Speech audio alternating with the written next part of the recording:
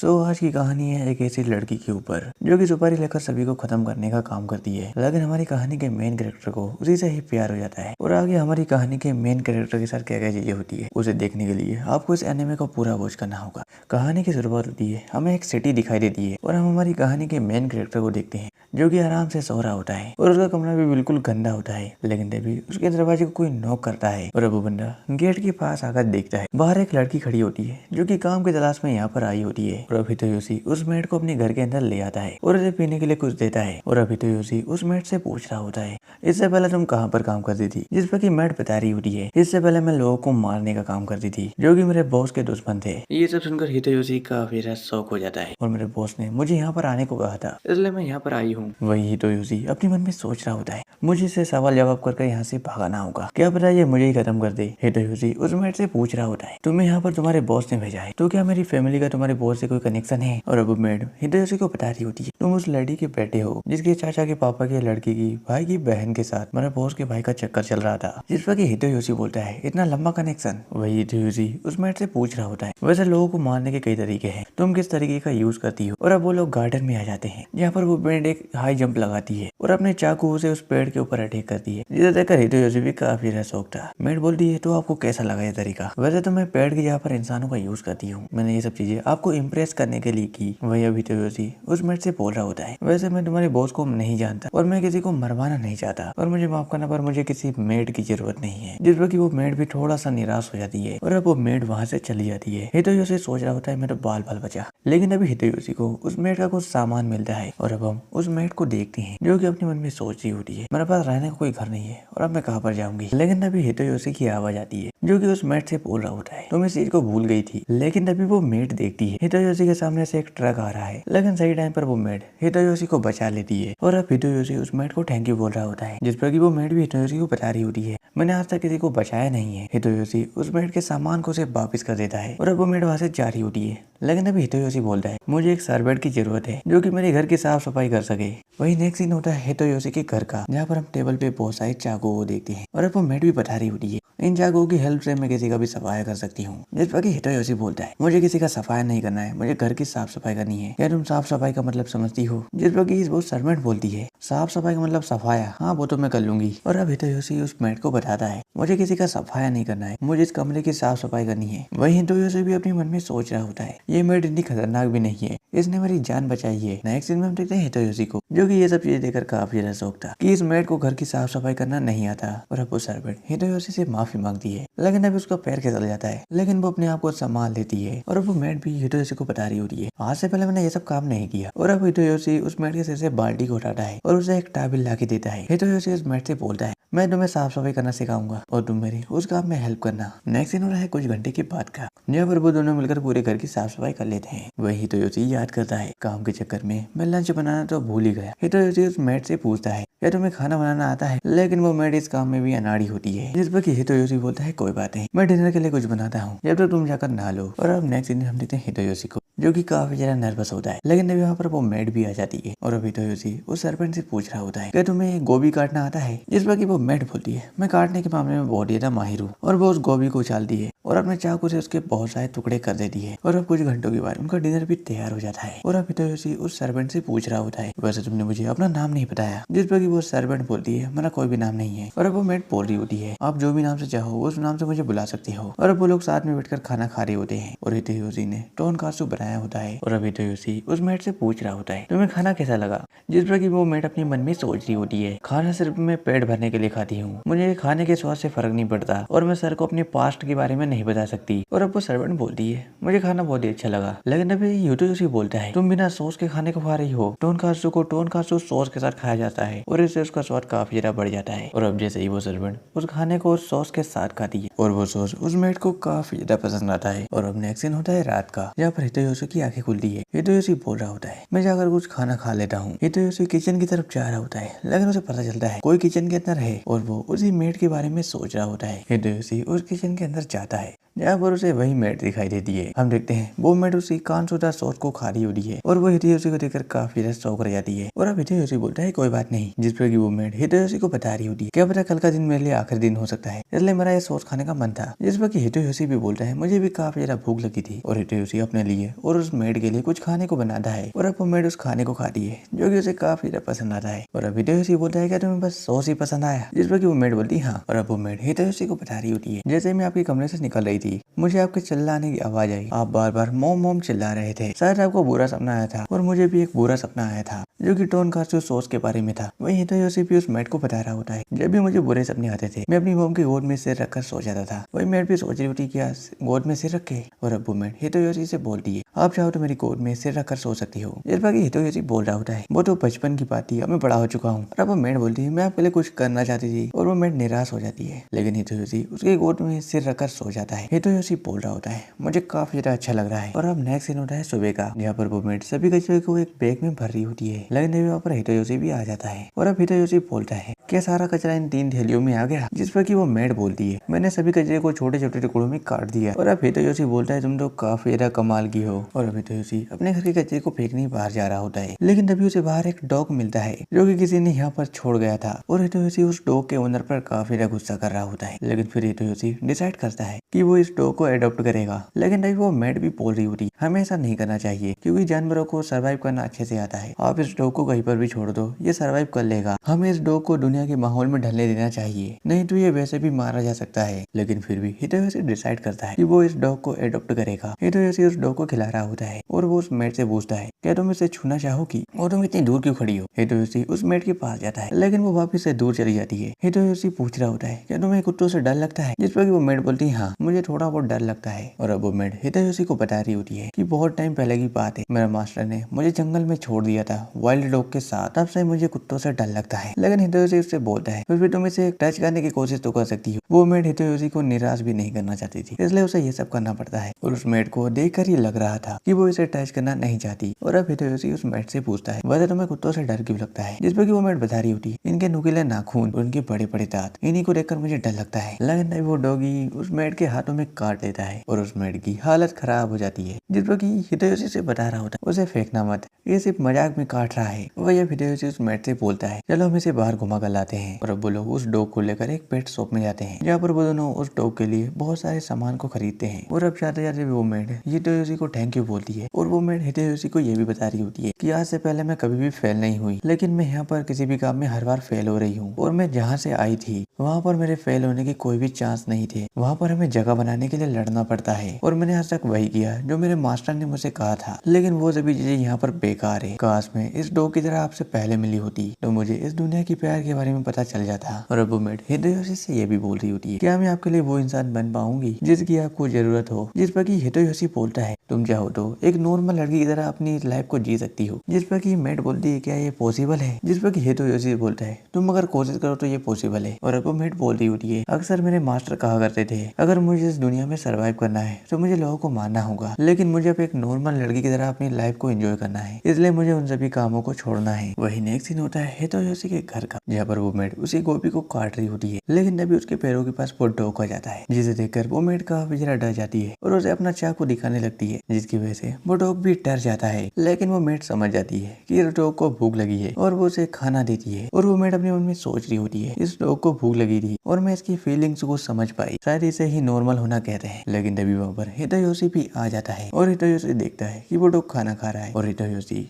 उस मेड को thank you बोलता है क्योंकि उसने उस डॉग को खाना दिया। लेकिन तभी हिदेयोशी बोलता है हमें इस डॉग का कुछ नाम रखना होगा और हिदेयोशी उस डॉग का नाम आगे मोदी चारू रखता है। और अब वो मेड भी बोलती है ये नाम काफी अच्छा है। और अब हिदेयोशी उस मेड से पूछ रहा होता है क्या तुमने सब्जियां काट दी है, लेकिन तभी वो डॉग हिदेयोशी के पास आता है। हिदेयोशी उस डॉग से बोलता है क्या तुम चाहते हो कि हम तुम्हारे साथ खेले, लेकिन ये अभी के लिए तो पॉसिबल नहीं है। लेकिन तभी वो मेड बोलती है आप चाहो तो मैं इस डॉग का ख्याल रख सकती हूँ, जिस पर कि हिदेयोशी बोलता है कोई जबरदस्ती नहीं है। जिस पर कि वो मेड बोलती है मुझे एक नॉर्मल इंसान बनना है, इसलिए मुझे ये सब चीजें सीखनी होगी। जिस पर कि हिदेयोशी बोलता है ठीक है और मुझे तुम्हारे ऊपर पूरा विश्वास है। ये सब सुनकर वो मेड काफी ज्यादा खुश हो जाती है। और अब नेक्स्ट सीन में हिदेयोशी और वो मेड खाना खा रहे होते हैं और वो मेड उस खाने को काजू सॉस के साथ खाती है जो कि उसे काफी ज्यादा पसंद आया था। और अब वो लोग खाना खा चुके थे, लेकिन अभी हिदेयोशी बोलता है क्या तुम्हें और खाना है, तुम चाहो तो मैं तुम्हारे लिए बना सकता हूँ। जिस पर कि वो मेड मना कर देती है, लेकिन देखकर लग तो नहीं रहा था कि वो मना कर रही है। और हिदेयोशी उसके लिए दोबारा से खाना बनाने लगता है और हिदेयोशी उस मेड से ये भी बोलता है अगर तुम कुछ चाहो तो मैं तुम्हारे लिए वो भी बना सकता हूँ, इसके लिए शर्माने की जरूरत नहीं है। और अब वो मेड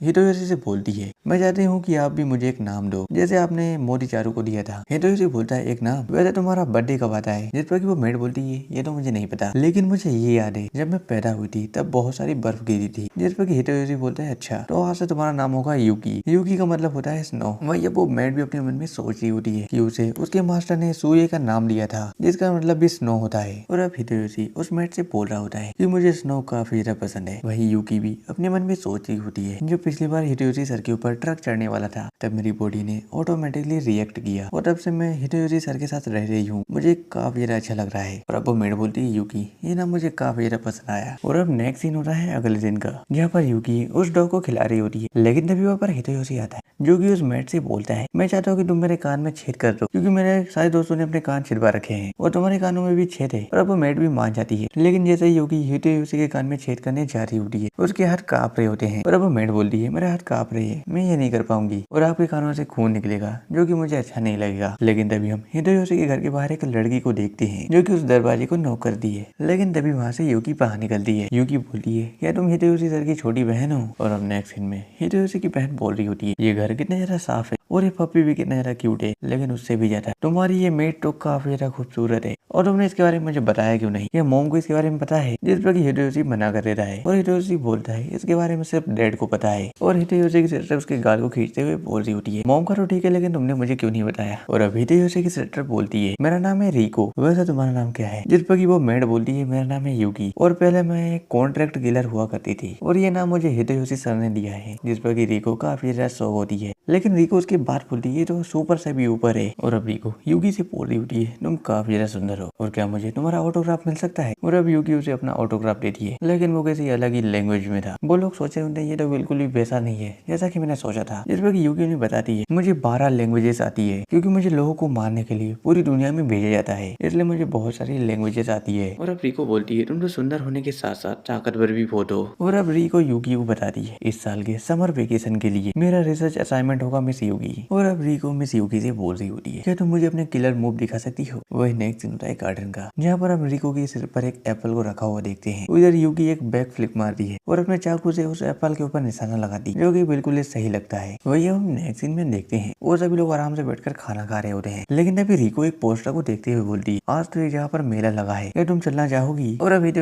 भी बता रहा होता है वहाँ पर हमें कारशुदा सॉस भी मिलेगा और सॉस का नाम सुनकर यूकी काफी खुश हो जाती है। लेकिन तभी यूकी बोलती है, अगर हितोयोशी सर चाहेंगे तो, और हितोयोशी भी उसमें हाँ बोल देता है। और अब नेक्स्ट सीन होता है मेले का, जहाँ पर वो लोग आराम से मेले को घूम रहे होते हैं। रिको भी एक टेडी बियर पर गन से निशाना लगा रही होती है, लेकिन उसका निशाना नहीं लगता। और अब यूकी अपने निशाने को ट्राई करती है, लेकिन उसका निशाना भी चूक जाता है और वो सभी मेले को काफी ज्यादा एंजॉय करते हैं। वही नेक्स्ट सीन में वो लोग एक शॉप पर जाते हैं, जहाँ पर यूकी कारशुदा सॉस को देखकर काफी ज्यादा खुश हो जाती है और यूकी उस सैंडविच को सॉस लगाकर खाने लगती है जो कि उसे काफी ज्यादा पसंद आता है। और वो शॉप ओनर यूकी को एक और सॉस की बोतल फ्री में दे देता है, जिसे देखकर यूकी काफी ज्यादा खुश हो जाती है। और अब नेक्स्ट सीन में हितोयोशी और यूकी के साथ में बैठे होते हैं और यूकी हितोयोशी से बोल रही होती है, ये मेला मुझे काफी ज्यादा अच्छा लगा। वही हितोयोशी यूकी से पूछता है, क्या तुम पहले कभी मेले में गई हो या फिर नहीं? जिस पर यूकी बोलती, हाँ मैं गई हूँ लेकिन कुछ और काम से। मैं अपने दुश्मनों को मारने के लिए वहाँ पर जाया करती थी, लेकिन तभी वहाँ पर आतिशबाजी शुरू हो जाती है। वो लोग आतिशबाजी के मजे ले रहे होते हैं और अब वो तीनों अपने घर पर जा रहे होते हैं। वो लोग यही बातचीत कर रहे होते हैं, आज तो मजा ही आ गया। लेकिन पीछे से एक बाइकर चोरी करके बहुत ही स्पीड में आ रहा होता है, जो कि रिको के ऊपर गाड़ी चढ़ाने वाला होता है, लेकिन मिस यूकी उसे बचा लेती है। वही हितोयोशी उनसे पूछता है, क्या तुम ठीक हो? जिस पर कि यूकी और रिको बोलती, हाँ हम ठीक है। वही हितोयोशी भी बोल रहा होता है, इन चोरों को तो कड़ी से कड़ी सजा मिलनी चाहिए, उसने लगभग हमें कुचल ही दिया था। लेकिन तभी मिस यूकी बोलती है, मैं समझ गई, और यूकी छत से कूदते हुए उस चोर का पीछा करने लगती है। वही हितोयोशी भी बोल रहा होता है, यूकी उस चोर के पीछे जा रही है, हमें भी उसके पीछे जाना होगा। और यूकी भी उस चोर का पीछा करते हुए उसके पास पहुंच जाती है और अपने चाकू से उसके टायर को पंचर कर देती है, जैसे कि वो चोर वहीं पर गिर जाता है। और हितोयोशी और रिको भी वहाँ पर आ जाते हैं। हम देखते हैं वो चोर यूकी के चाकू को देखकर डर रहा होता है, लेकिन हितोयोशी भी यूकी से बोलता है उसे मत मारना, जिस पर कि यूकी भी उसकी बात मान लेती है। और अब यूकी आकर हितोयोशी से बोलती है, आपके साथ रहकर मुझे भूख बहुत जल्दी लगती है, जिस पर कि हितोयोशी भी बोलता है, चलो हम जाकर कानसुदा सॉस ले लेते हैं। और अब वो सभी लोग सॉस लेकर अपने घर की तरफ जा रहे होते हैं। और अब यूकी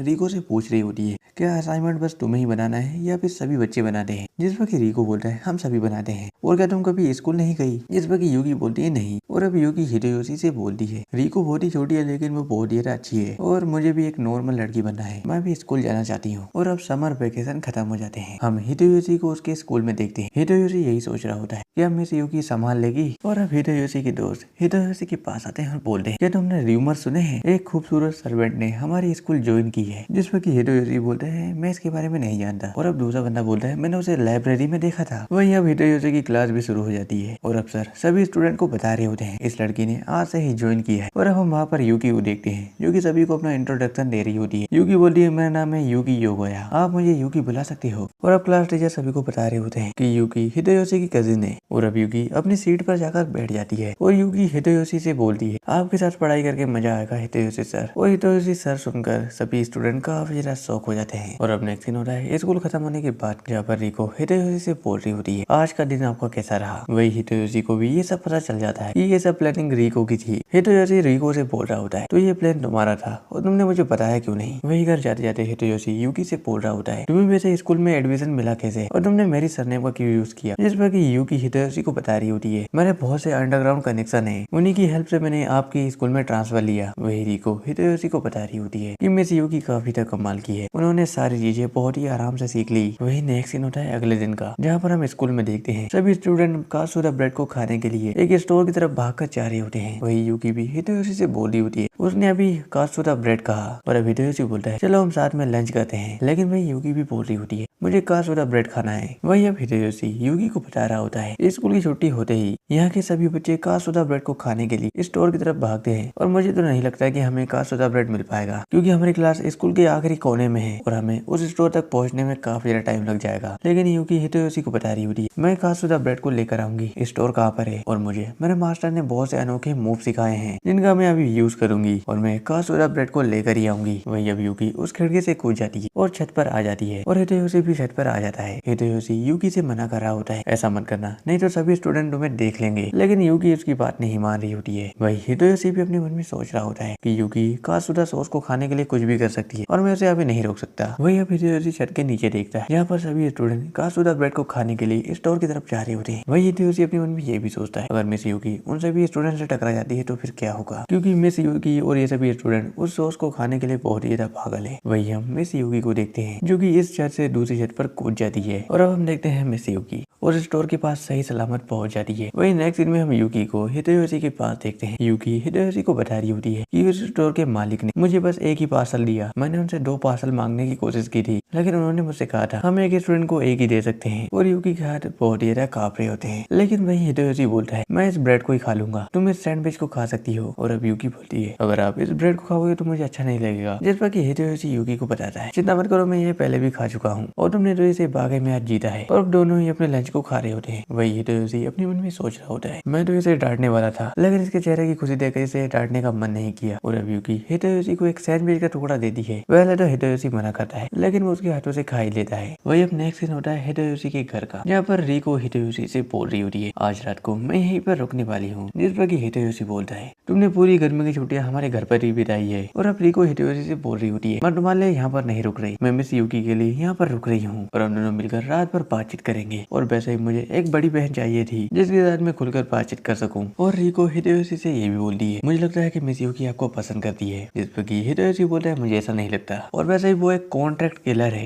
ना कि लवर। और कल उसने मुझे कासुदा ब्रेड खिलाया था तो उसकी आंखों में बस मासूमियत थी, इसके अलावा कुछ भी नहीं। इस पर रिको भी हिडेयोशी से बोलती होती है एक लड़की को मैं अच्छे से जानती हूँ तुम नहीं। जिस पर हिडेयोशी बोलता है बात तो सही है। और अब रिको हिडेयोशी से ये भी बोल रही होती है मैं चाह रही हूँ कि मिस यूकी और आप शादी कर ले जिससे कि मुझे भी एक बड़ी बहन मिल जाएगी। लेकिन तभी वहाँ पर मिस यूकी भी आ जाती है जो कि उनसे बोलती है आप क्या बातचीत कर रहे हो। और अब रिको मिस यूकी से बोलती है मैं चाहती हूँ कि तुम मेरी भाभी बन जाओ और क्या तुम्हें मेरा भाई पसंद है। जिस पर हिडेयोशी भी रिको से बोल रहा होता है तुम्हें क्या बकवास कर रही हो। लेकिन वही यूकी भी हाँ बोल देती है और हिडेयोशी भी सब सुनकर काफी ज्यादा शौक था। और वैसे तो हमें पता ही है कि यूकी एक छोटी बच्ची की तरह है और उसे प्यार का मतलब नहीं पता है। अब हम देखते हैं डिनर के बाद वो लोग आराम से बाहर बैठे होते हैं। रिको और यूकी आपस में बातचीत कर रही होती है। वही हिडेयोशी भी अपने मन में सोच रहा होता है इन दोनों को देखकर लगता है कि ये दोनों बहनें हैं और हम देखते हैं उन लोगों की बातें झाड़ियों से कोई सुन रहा होता है। वही नेक्स्ट सीन होता है अगले दिन का, जहाँ पर हम स्कूल में देखते हैं, हम देखते हैं क्लास टीचर सभी को पढ़ा रहे होते हैं, लेकिन हम हितेशी को देखते हैं जो कि क्लास में काफी ज्यादा बोर हो रहा होता है और वो सो जाता है। वही क्लास टीचर भी ये देख लेते हैं और वो चौक खींचकर हितेशी को मारते हैं, लेकिन यूकी बिल्कुल ही लाइट की स्पीड उस चौक को अपने चाकू से काट देती है और यह किसी को दिखाई भी नहीं देता और उस चौक के 2 टुकड़े हितेशी की आंखों में जाकर लगते हैं। वही यूकी भी अपने मन में सोच रही होती है मैं तो मदद करना चाहती थी। वही सर भी बोल रहे होते हैं इस चौक के 2 टुकड़े कैसे हो गए और सभी लोग इस चीज को देखकर काफी ज्यादा शौक थे। वही हम नेक्स्ट दिन में हितेशी को देखते हैं जो कि स्कूल में डॉक्टर के पास जा रहे होते हैं। हितेशी अपने मन में सोच रहा होता है मैंने मिस यूकी को स्कूल में चाकू लाने से मना किया था और हितेशी उस रूम के अंदर जाता है। हितेशी उस नर्स से बोल रहा होता है मेरी आंखों में चोट लगी है और वो नर्स बोल रही होती है ये हैंडसम लड़का कौन है। वही हितेशी भी बोल रहा होता है नर्स मारू या वह कहाँ पर है, जिस पर की वो लड़की बोलती है वो आज छुट्टी पर है इसलिए उसकी यहाँ पर मैं हूँ और मेरा नाम है नित्ता। वही अब नित्ता हितेशी से पूछ रही होती है वैसे वो लड़की कौन है, जिस पर की हितेशी बोलता है क्या आप मिस यूकी की बात कर रही हो, वो मेरी एक कजिन है। जिस पर की नित्ता बोल रही होती है तुम दोनों की शक्लें आपस में मैच नहीं करती और देखने में तुम मेरे टाइप के लगते हो और अब नित्ता उसकी आंखों को चेक करने लगती है। वही अब नित्ता हितेशी से बोलती है तुम्हारी आंखें अब ठीक है, लेकिन वही नित्ता जाकर उस दरवाजे को बंद कर देती है। नित्ता हितेशी से बोल रही होती है चाहो तो मैं तुम्हारी पूरी बॉडी को चेक कर सकती हूँ मेरा प्यारा हितेशी। और देखने में तो नित्ता के सभी लक्षण ठीक नहीं लग रहे थे, वो हितेशी के साथ कुछ और ही करना चाहती थी। वही हितेशी नित्ता से बोल रहा होता है तुम ये सब क्या कर रही हो। वही नित्ता भी बोल रही होती है तुम घबराती हुए और भी ज्यादा क्यूट लग रही हो, लेकिन अभी वहाँ पर यूकी आ जाती है जो कि बोल रही होती है यहाँ पर क्या चल रहा है। वही हितेशी भी यूकी के पास चला जाता है। हितेशी बोल रहा होता है यूकी तुम सही टाइम पर आ गई, नहीं तो आज मेरी इज्जत लूट जाती। वही यूकी भी नित्ता से पूछ रही होती है यहाँ पर चल क्या रहा है और अब नित्ता ही बोल रही है तुम चिंता मत करो मैं बस मजाक कर रही थी। और अब मिस यूकी नित्ता से बोल रही होती है जितना हो सके हितेशी से दूर रहना। वही हितेशी भी अपने मन में सोच रहा होता है क्या यूकी को जलन हो रही है और क्या रिको ने सही कहा था। वही अब यूकी और हितेशी क्लासरूम की तरफ जा रहे होते हैं, लेकिन तभी यूकी हितेशी से बोलती है मैं आपको कुछ बताना चाहती हूँ। वही हितेशी भी अपने मन में सोच रहा होता है क्या मिस यूकी मुझे प्रपोज करने वाली है, मैं इसके लिए तैयार नहीं हूँ। लेकिन तभी मिस यूकी बोलती वो लड़की मेरी फील्ड की लगती है और वो भी एक कॉन्ट्रैक्ट किलर है। और अब हम नित्ता को देखते हैं। वही अब नित्ता बोल रही होती है मुझे लगा था कि ये अपने मिशन को पूरा करने के लिए यहाँ पर आई है और मैं इसके पूरे परिवार को कुचल दूंगी। और अब नेक्स्ट सीन में नित्ता बोल रही होती है मेरा नाम है ग्रेस और मेरा सपना है कि मैं बहुत सारे हॉट लड़कों के बीच में रहूं और अपनी लाइफ को एंजॉय करूं। इसके लिए मैंने खून पे खून और खून पे खून की है और अब सोए की वजह से मेरा सपना पूरा होगा। और अब नेक्स्ट सीन होता है नाइट का, जहाँ पर हितेशी अपने बेड पर सोया होता है और उसके साइड में हम यूकी को देखते हैं। वही यूकी हितेशी से बोल रही होती है मुझे आपको प्रोटेक्ट करना होगा, क्या पता नित्ता कब आ जाए और आपके टुकड़े टुकड़े कर दे। हितेशी बोलता है क्या मेरे टुकड़े टुकड़े होने वाले हैं और अगर तुम मुझे ऐसा ही देखते रहोगी तो मुझे नींद नहीं आएगी। और अब यूकी बोलती है मेरे पास दूसरा ऑप्शन भी है। और अब यूकी हितेशी के साइड में सो जाती है। और अब यूकी बोल रही होती है मैंने सोचा नहीं था कि मेरा पास्ट मेरे प्रेजेंट तक आ जाएगा और मेरी वजह से हितेशी सर भी अब फंस चुके हैं। वही हितेशी भी बोल रहा होता है मुझे लगता है कि वो तुम्हारे लिए यहाँ पर आई है। वही अब यूकी भी हितेशी को बता रही होती है वैसे आप चिंता मत करना मैं आपको किसी भी तरीके से बचा लूंगी। वही हितेशी भी बोल रहा होता है मैं तुम्हारी कोई हेल्प नहीं कर सकता और मैं तुम्हें खोना भी नहीं चाहता। वही यूकी भी बोल रही होती है मुझे ये सब सुनकर अच्छा लगा। हितेशी बोल रहा होता है इस कमरे में काफी ज्यादा गर्मी है मैं इस विंडो को ओपन कर लेता हूँ। वही अब यूकी बोलती है मैं रिस्क लेना नहीं चाहती। और अब यूकी जैसे ही उस विंडो को ओपन करती है उसे कासुदा सॉस की खुशबू आ रही होती है। यूकी बोल रही होती है शायद ये कोई ट्रैप हो सकता है, लेकिन वही हम पीछे देखते हैं कि नित्ता ने हितेशी को सिर से पकड़ रखा होता है। वही अब नित्ता यूकी से बोल रही होती है मैंने सोचा नहीं था कि तुम इतनी आसानी से मेरे ट्रैप में फंस जाओगी और तुम यहाँ रहकर काफी ज्यादा कमजोर बन चुकी है यूकी। वही अब ग्रेस यूकी से बोल रही होती है मुझे विश्वास नहीं होता कि तुम्हें ड्रैगन लैंड की व्हाइट बुल्ब कहा जाता है और अगर तुमने आगे बढ़ने की कोशिश की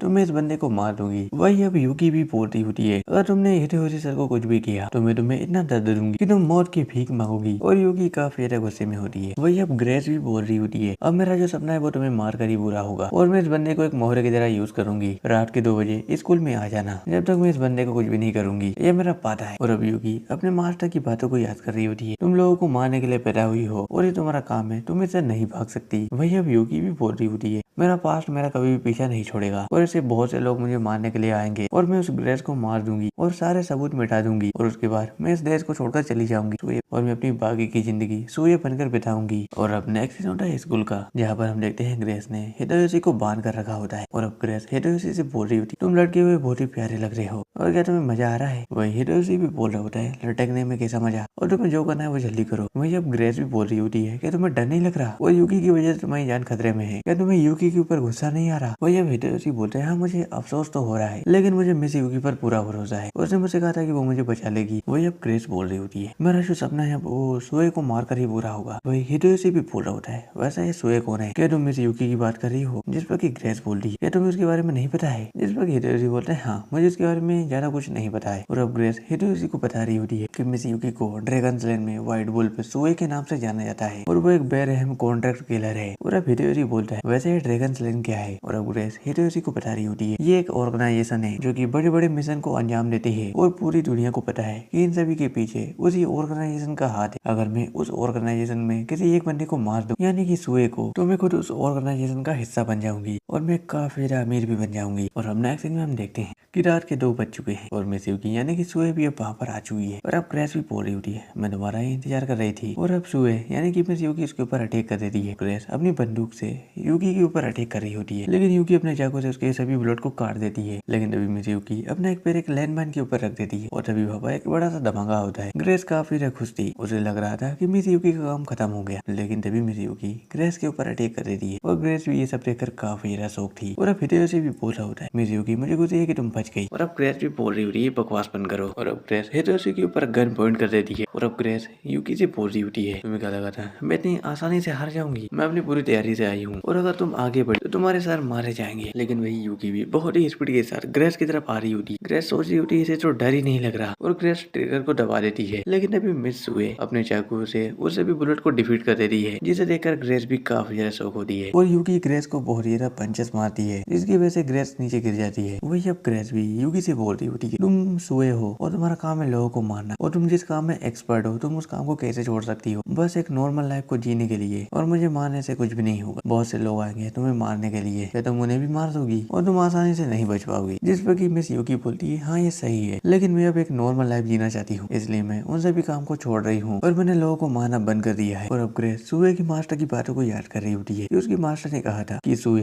द व्हाइट वुल्फ दुनिया की सबसे खतरनाक किलर है और उससे कोई भी नहीं बच सकता। और अब ग्रेस बोलती है, लेकिन सुए को देखकर तो नहीं लगता कि ये इतनी बेरहम किलर होगी, देखने में तो ये बस एक नॉर्मल लड़की लगती है। और अब ग्रेस जोर जोर से हंसने लगती है। ग्रेस बोल रही होती है, मुझे लगा था कि आज तो मैं मार ही जाऊंगी। वही हम नेक्स्ट सीन में यूकी और हितोयोशी को देखते हैं और अब हितोयोशी बोल रहा होता है, आज तो हम बाल बाल बचे, मुझे लगा था कि मैं तो मार जाऊंगा, लेकिन मुझे तुम पर विश्वास था, मुझे पता था कि तुम मुझे बचाने जरूर आओगी। और अब यूकी हितोयोशी से बोल रही होती है, मुझे माफ करना, मेरी वजह से आपकी जान खतरे में आ गई और अगर आप चाहो तो मैं इस देश को छोड़कर यहाँ से चली जाऊंगी हमेशा हमेशा के लिए। लेकिन अभी हितोयोशी बोलता है, इसकी जरूरत नहीं है और मैं चाहता हूँ कि तुम मुझे सेल्फ डिफेंस की टेक्निक सिखाओ ताकि मैं तुम्हारी हेल्प कर सकूं। जिस पर कि यूकी बोलती है, जरूर। अब नेक्स्ट सीन होता है स्कूल का, जहाँ पर हम देखते हैं यूकी और सभी लड़कियां वॉलीबॉल खेल रहे होते हैं और यूकी भी गोल कर देती है। सभी लड़कियां यूकी की तारीफ कर रही होती है। उधर हम लड़कों को देखते हैं और वो भी यूकी की तारीफ कर रहे होते हैं। वो लोग बोल रहे होते हैं, हमें तो विश्वास ही नहीं हो रहा कि यूकी जैसी ब्यूटीफुल लड़की हमारे स्कूल में है और वो स्पोर्ट्स में भी काफी अच्छी है, लेकिन मुझे विश्वास नहीं होता कि वो हितोयोशी की कजिन है। वही अब हितोयोशी भी अपने मन में सोच रहा होता है, मैं कल रात की चीजों को अभी तक नहीं भूल पाया क्योंकि ऐसे मिस यूकी ने एक हीरोइन की तरह मेरी जान बचाई। लेकिन तभी मिस यूकी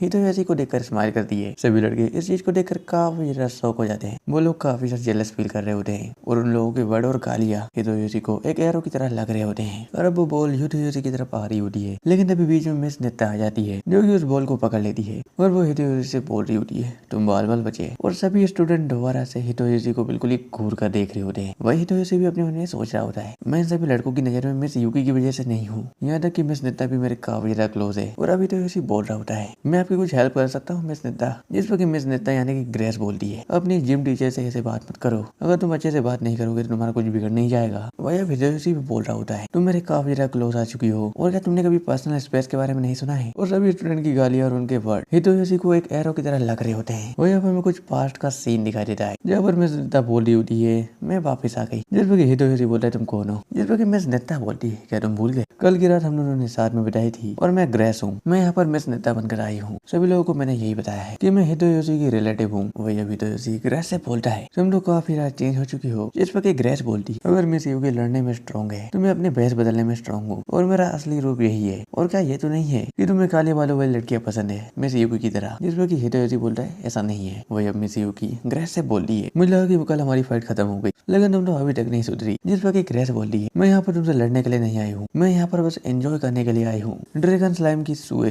जो कि एक कॉन्ट्रैक्ट किलर है, वो एक आम जिंदगी जीना चाहती है, मैं इसे देखने के लिए और यहाँ पर चिल करने के लिए आई हूँ। और अब ग्रेस बोलती है मुझे पता है कि तुम मुझ पर विश्वास नहीं करोगी, इसलिए हम एक कॉन्ट्रैक्ट साइन करेंगे और हमारी 2 शर्तें होगी। मैं तुम पर ना ही हितोयोशी पर कोई भी हमला नहीं करूंगी, और दूसरा मैं तुम्हें 3 महीने तक स्टोर से ब्रेड ला कर दूंगी, और कोई ऐसी वैसी ब्रेड नहीं बल्कि कासुदा ब्रेड। और अब यूकी भी इस कॉन्ट्रैक्ट के लिए मान जाती है। वही अब हितोयोशी भी मिस यूकी से बोलता है क्या हमें इस पर विश्वास करना चाहिए, जिस पर मिस यूकी बोलती है हितोयोशी सर आपको चिंता करने की जरूरत नहीं है, हम किलर्स के बीच का भी एक कॉन्ट्रैक्ट होता है, हम लोग बिना वजह के किसी नॉर्मल इंसान को नहीं मारते हैं, और अगर आप पर ये किसी वजह से हमला भी कर देती है तो मैं आपको बचा लूंगी, और इसके जैसी सेकंड क्लास किलर को मैं हजारों की तादाद में भी संभाल सकती हूँ। इस वक्त ग्रेस अपने मन में सोच रही होती है इसने तो मुझे सेकंड क्लास बोल दिया, चलो कोई बात नहीं। वही अब ग्रेस उन सभी को बताती है मैं तुम्हें दूर से ऑब्जर्व करूंगी ताकि हम घुल मिल सके। वही अब नेक्स्ट सीन आता है प्रेजेंट में। हितोयोशी ग्रेस से बोल रहा होता है तुमने तो दूर से ऑब्जर्व करने को कहा था, लेकिन तुम तो मेरे काफी ज्यादा करीब हो। और अब ग्रेस हितोयोशी को बता रही होती है वो सब तो ठीक है, मेरे यहाँ आने से मेरी यूकी को काफी ज्यादा प्रॉब्लम हो रही है। वही हम यूकी को देखते हैं जो कि अपनी मैच पर ध्यान नहीं लगा पा रही होती है। वही अब हितोयोशी ग्रेस को बता रहा होता है उसे डर है कि तुम कोई प्रॉब्लम ना खड़ी कर दो। वही अब ग्रेस हितोयोशी को बता रही है कि तुमने कुछ नोटिस किया, जिस पर हितोयोशी बोलता है क्या, जिस पर ग्रेस बोलती है कुछ नहीं। वही अब ग्रेस हितोयोशी से बोलती है तुम इतना पूछ रहे हो तो मैं तुम्हें बता देती हूँ। वो हितोयोशी के कानों में कुछ बोलती है। वही हम मिस यूकी को देखते हैं जो कि उस बॉल को हिट करती है और वो बॉल नेट को तोड़ते हुए एक दीवार में क्रैक ला देती है। वही मिस यूकी भी इसे देखकर काफी ज्यादा शौक थी। वही नेक्स्ट सीन होता है बाहर का, जहाँ पर हम यूकी और हितोयोशी को देखते हैं। वही अब हितोयोशी यूकी से पूछता है आज तुम्हें क्या हो गया था। वही यूकी बोलती है आज जो हुआ उसके लिए माफी चाहती हूँ। वैसे मुझे पता है कि ग्रेस आपको कोई भी नुकसान नहीं पहुंचाएगी, लेकिन मैं जब भी आपको किसी अंडरवर्ल्ड के किसी भी इंसान के साथ देखती हूँ तो मुझे लगता है कि आप मुझसे दूर जा रहे हो। जिस सुनकर हितोयोशी भी काफी ज्यादा शौक था। इससे हमें पता चलता है कि यूकी को जलन हो रही थी। वही हितोयोशी भी सब देखकर काफी ज्यादा शौक था। यूकी पूछती है क्या ये एक नॉर्मल चीज है ना, जिस पर हितोयोशी भी हाँ बोल देता है हाँ एक नॉर्मल चीज है। वही हम नेक्स्ट होता है घर का, जब पर मिस यूकी अपने घर के कामों को कर रही होती है और वो वॉशिंग मशीन से एक टॉवेल को बाहर निकालती है। वही मिस यूकी इसे देखकर काफी ज्यादा खुश थी। मिस यूकी बोली हुई है तो काफी ज्यादा सॉफ्ट है, और वो हितोयोशी से भी बोलती है मैंने कर दिया। वही हितोयोशी ये सब देखकर काफी ज्यादा खुश था। हितोयोशी बता रहा होता है मिस यूकी जब पहले कपड़े धोया करती थी तो वो काफी ज्यादा गलतियां करती थी, लेकिन अब वो काफी कुछ सीख चुकी है। नेक्स्ट सीन में हितोयोशी यूकी से बोल रहा होता है आज रात को हम डिनर में क्या बनाएंगे, जिस पर मिस यूकी बोलती है हमारे पास पत्ता गोभी है तो हम टोनकात्सु बना सकते हैं। वही नेक्स्ट सीन होता है मार्केट का, जहाँ पर हितोयोशी टोनकात्सु लेने के लिए एक स्टोर पर आया होता है, और हम उस स्टोर पर मिस यूकी को भी देखते हैं जो कि टोनकात्सु दोस्त को देखकर काफी ज्यादा खुश होती है। वही वो लड़ी हितोयोशी से पूछ रही होती है वैसे ये मैट इतनी खुश क्यों है, जिस पर हितोयोशी उस लड़ी को बता रहा होता है इसे टोनकात्सु सॉस काफी ज्यादा पसंद है, और वो मिस यूकी टोनकात्सु सॉस की काफी ज्यादा तारीफ कर रहे होते हैं, जिसे सुनकर वो ओल्ड लेडी भी काफी ज्यादा खुश होती है। और अब नेक्स्ट सीन होता है हितोयोशी के घर का, जहाँ पर वो लोग डिनर खा रहे होते हैं। वही जब नेक्स्ट सीन में हितोयोशी अपने मन में सोच रहा होता है मुझे मिस यूकी के बारे में और भी कुछ जानना है, लेकिन क्या वो अपने पास्ट को मुझसे शेयर करेगी। और जहाँ तक मैं जानता हूँ वो अपने पास्ट को याद करना नहीं चाहती। अच्छा यही होगा कि वो अपने पास्ट को खुद से मुझे शेयर करे। और अभी हितोयोशी सो जाता है और उसे एक बहुत ही बुरा सपना आता है, और वो सपने में भागते हुए अपनी मॉम के पास जा रहा होता है, लेकिन वो मिस यूकी से आकर टकरा जाता है। मिस यूकी हितोयोशी से बोलती है क्या आपने एक और बुरा सपना देखा है, जिस पर हितोयोशी बोलता है हाँ। मिस यूकी बोलती है आप चाहो तो मेरी कोर्ट में सो सकते हो, जिस पर हितोयोशी मना कर देता है, लेकिन उसके हाथों से उसका मोबाइल छूट जाता है और मिस यूकी देख लेती है कि हितोयोशी ड्रैगन स्लाइम पर रिसर्च कर रहा है। मिस यूकी बोलती क्या आपको ड्रैगन स्लाइम के बारे में कुछ जानना है, जिस पर हितोयोशी बोलता है नहीं मैं बस तुम्हारे बारे में थोड़ा बहुत जानना चाहता था। वही मिस यूकी हितोयोशी को बता रही होती है मुझे वहाँ पर मेरे गुरु ले गए थे और मेरे मास्टर ने मुझसे जो कहा मैं करती रही, और मैं एक कॉन्ट्रैक्ट किलर बन गई, और इसी कॉन्ट्रैक्ट किलर के चक्कर में मैं अपनी एक नॉर्मल जिंदगी को कभी भी अपना नहीं पाई। मैं ज्यादा किसी लोगों से बातचीत नहीं करती थी और ना ही मुझे उनमें इंटरेस्ट था, और उसके बाद मैं यहाँ पर आ गई और मैं यहाँ पर जो नॉर्मल लाइफ जी रही हूँ वो मुझे काफी ज्यादा पसंद है और मुझे इस पर विश्वास भी नहीं हो रहा है। वही यूकी ये भी बोल रही होती है मैं चाहती हूँ कि मेरी नॉर्मल लाइफ एक रियल लाइफ बन जाए। हितोयोशी भी यूकी से बोल रहा होता है मुझे भी तुम्हारे साथ रहकर काफी ज्यादा अच्छा लगता है। वही नेक्स्ट सीन होता है सुबह का, जहाँ पर यूकी अपने सभी कामों को कर रही होती है। नेक्स्ट सीन में यूकी मार्केट जाती है जहाँ पर वो सब्जियां खरीद रही होती है, लेकिन अभी उसके पास एक लड़की आती है जो कि उससे बोलती है आप काफी ज्यादा ब्यूटीफुल हो और मुझे भी आपके जैसे कपड़े चाहिए, क्योंकि ऐसे कपड़े नॉर्मल लोग नहीं पहनते हैं। वही यूकी भी ये सब सुनकर काफी ज्यादा शौक थी, लेकिन अभी हितोयोशी भी वहाँ पर आ जाता है और अब यूकी हितोयोशी से बोलती है कि ये कपड़े नॉर्मल नहीं है, और अब वो सभी लोग डिसाइड करते हैं कि वो संडे को मिस यूकी के लिए कपड़े लेने जाएंगे। और अब संडे भी आ जाता है। यूकी और हितोयोशी शॉपिंग करने के लिए मॉल जाते हैं, जहाँ पर उन्हें रिको मिलती है। वही अब हितोयोशी रिको से पूछता है तुम्हें हमारा पता कैसे मिला, लेकिन लेकिन अभी हम वहाँ पर ग्रेस को भी देखते हैं। ग्रेस बोलती है मैंने बताया, जिस पर कि हितोयोशी बोलता है वैसे तुम्हें कैसे पता चला, जिस पर कि ग्रेस हितोयोशी को बता रही है मैंने तुम्हारे कमरे से सभी माइक्रोफोन्स फेंक दिए थे, लेकिन अभी भी एक माइक्रोफोन वहाँ पर मौजूद है, उससे मुझे ये सब पता चला।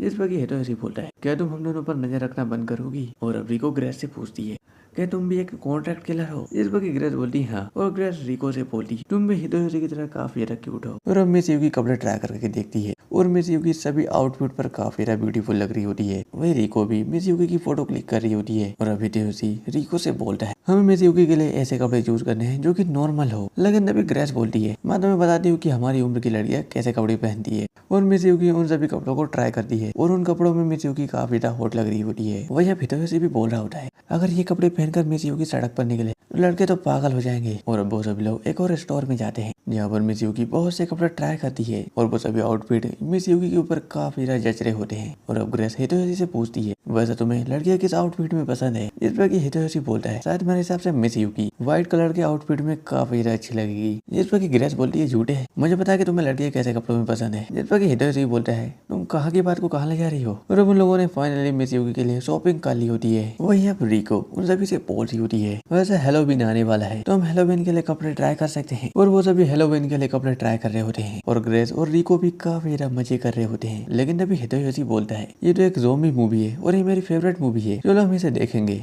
जिस पर सभी लोग राजी हो जाते हैं और अब मिस युकी हितोयोशी से पूछती है क्या हम मूवी थिएटर में देखेंगे।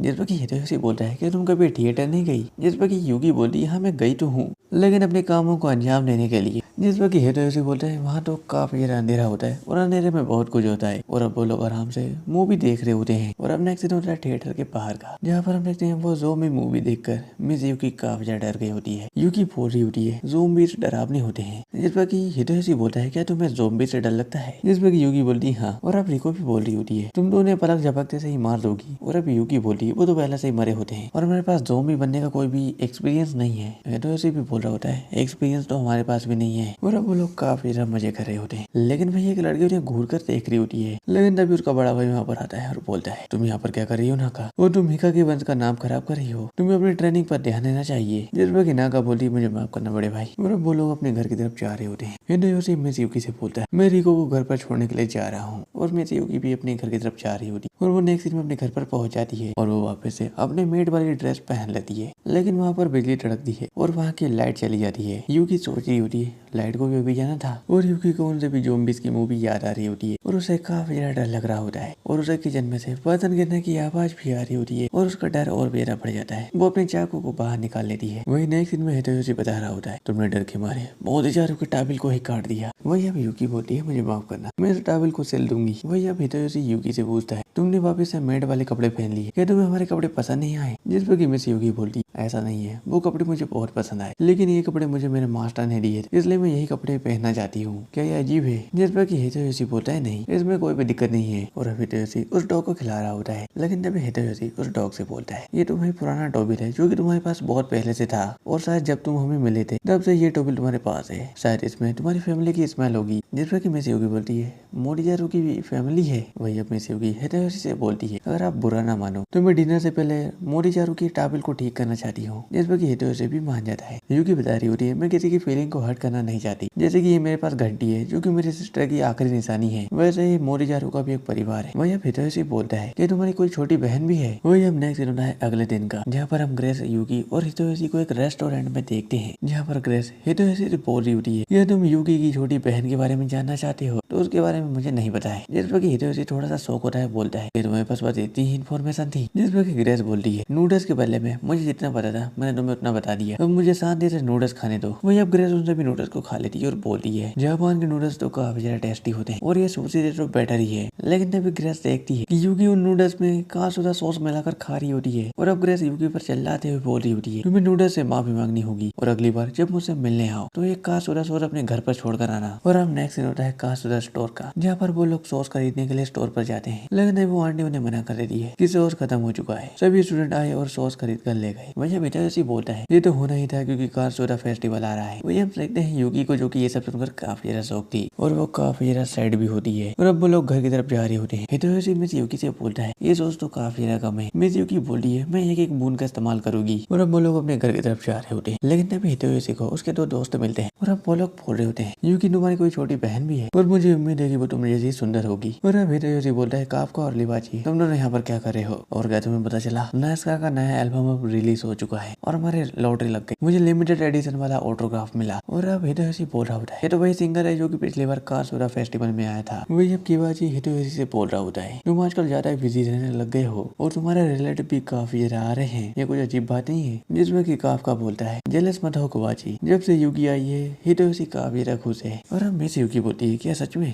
और अब काफका बोल रहा होता है हितोशी अभी जैसा है, वो मिडिल स्कूल में बिल्कुल ही अलग था, ये काफी ज्यादा गुस्से में रहता था और ये गर्मियों में भी ब्लैक जैकेट पहनकर स्कूल आता था और अपने आप को द एंग्री मैन बुलाता था। और ये सभी हितोशी की सारी पोल खोल रहे होते हैं। हितोशी उन्हें मना कर रहा होता है लेकिन वो हितोशी की बात मानने को ही नहीं तैयार थे। और काफका ये भी बोल रहा होता है यूकी तुमने इसका कमरा देखा ही होगा जो कि काफी ज्यादा गंदा है, इसे साफ सफाई आती है लेकिन ये करना नहीं चाहता क्योंकि ये एक नंबर का काम चोर है। और हितोशी उसका मुंह बंद करने लगता है लेकिन काफका के हाथों से उसकी सीढ़ी छूट जाती है और वो गटर में गिरने वाली होती है। लेकिन तभी मिस यूकी अपनी बैग की मदद से उसे बचा लेती है। लेकिन इसी चक्कर में मिस यूकी का कांसुरा सॉस नीचे जमीन पर गिर जाता है। और अब नेक्स्ट सीन होता है रात का। यूकी को कांसुरा सॉस का एक बुरा सपना आता है जिसकी वजह से यूकी भी उड़ जाती है। वही अब हितोशी भी यूकी के पास आता है और बोलता है तुम नींद में चिल्ला रही थी, क्या तुम्हें कोई बुरा सपना आया। और अब यूकी भी हितोशी को बता रही होती है कांसुरा सॉस अब मुझसे नाराज हो चुका है और अब वो वापस नहीं आएगा। हितोशी बोलता है पूरी बात बता। और अब यूकी हितोशी को पूरी बात बताती है जिस पर हितोशी यूकी से बोलता है सॉस की चिंता मत करो, वो हमें अगले हफ्ते मिल जाएगा। और अब नेक्स्ट सीन में यूकी सोने की कोशिश कर रही होती है लेकिन उसे नींद ही नहीं आती। और अब वो हितोशी के कमरे में आती है और बोलती है अगर आपको कोई दिक्कत ना हो तो मैं आज आपके साथ सो सकती हूँ। जिसे सुनकर हितोशी भी काफी ज्यादा शौक होता है और अब वो दोनों आराम से कॉफी पी रहे होते हैं। वही अपने से यूकी हितोशी से पूछती है सर क्या आपको किसी से नफरत है। जिस पर कि हितोशी बताता है वैसे मुझे किसी से नफरत तो नहीं है और अगर मुझे किसी से दिक्कत होती तो वो मेरे डैड है। जिस पर कि यूकी बोलती है कि आपको आपके डैड से नफरत है। जिस पर कि हितोशी बोलता है नहीं, लेकिन पास में मेरे साथ कुछ ऐसी चीजें हुई थी जिसकी वजह से मैं अपनी डैड से दूरी बनाए रखना चाहता हूँ। वही अब यूकी भी अपनी बहन के बारे में कुछ सोचती है और यूकी हितोशी से बोलती है अब मैं अपने कमरे में सोने जा रही हूँ ताकि आपको पढ़ाई में कोई डिस्टर्ब ना हो। और हम देखते हैं यूकी को कांसुरा सॉस का एक पूरा सपना आया होता है जहाँ पर कांसुरा सॉस यूकी से बोल रहा होता है तुम सच में बहुत ही बुरी हो, इसी वजह से लोग तुमसे दूर जाना चाहते हैं और इसी वजह से तुम्हारी बहन भी तुमसे दूर चली गई। यूकी बोलती है ये सब गलत है,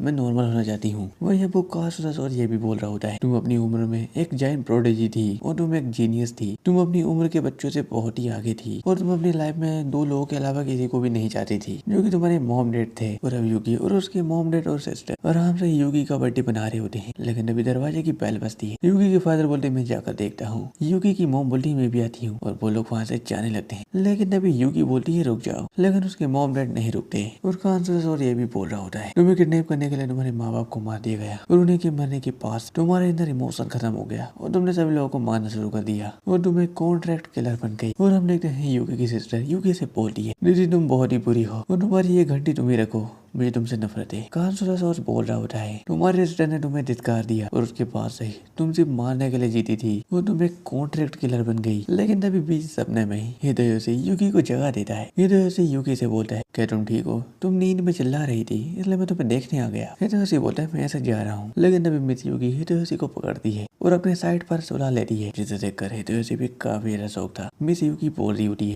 मुझे माफ करना सर, लेकिन मुझे एक बुरा सपना आया था और प्लीज थोड़ी देर के लिए ऐसे ही रहिएगा। और अब हितोशी बोलता है कि तुम्हें एक और बुरा सपना आया। जिसमें कि यूकी बोली हाँ, और ये सपना मेरे पास्ट से जुड़ा हुआ था। और अब नेक्स्ट सीन होता है स्कूल का जहाँ पर कि काफका बोल रहा होता है यूकी क्या तुम्हें सच में कांसुरा फेस्टिवल के बारे में नहीं पता है। जिसमें कि यूकी बोलती हाँ मुझे नहीं पता है। और अब काफका बोलता है ये एक स्पोर्ट्स फेस्टिवल होता है जिसके अंदर बहुत सारे गेम्स होते हैं और उसमें हम पार्टिसिपेट कर सकते हैं और अगर हम इस फेस्टिवल को जीतते हैं तो हमें कांसुरा सॉस और ट्रॉफी मिलेगी। जिसे सुनकर यूकी भी काफी खुश होती है। और अब काफका बोल रहा होता है सेकेंड ईयर के जो भी स्टूडेंट है उसके लिए इस फेस्टिवल को जीतना नामुमकिन है, इसे तो स्कूल काउंसिल प्रेसिडेंट का क्लास ही जीतेगा। और इस फेस्टिवल में हिस्सा लेने के लिए हमारे क्लास मार्क्स भी अच्छे होने चाहिए। और अब हितोशी यूकी से पूछता है तुम्हारे मार्क्स कैसे आए। जिस पर कि यूकी बोलती है मैं फेल तो नहीं हुई। और अब हितोशी बोलता है तुम्हारे मार्क्स को काफी अच्छे हैं लेकिन हमें इस फेस्टिवल में हिस्सा लेने के लिए हमारा एवरेज स्कोर 60 होना चाहिए। जिसे सुनकर यूकी भी काफी शौक होती है। लेकिन तभी हितोशी उसे बताता है चिंता करने की जरूरत नहीं है, अगर तुम ऐसे ही पास होती रही तो तुम इस फेस्टिवल में हिस्सा ले सकती हो। वही हम देखते हैं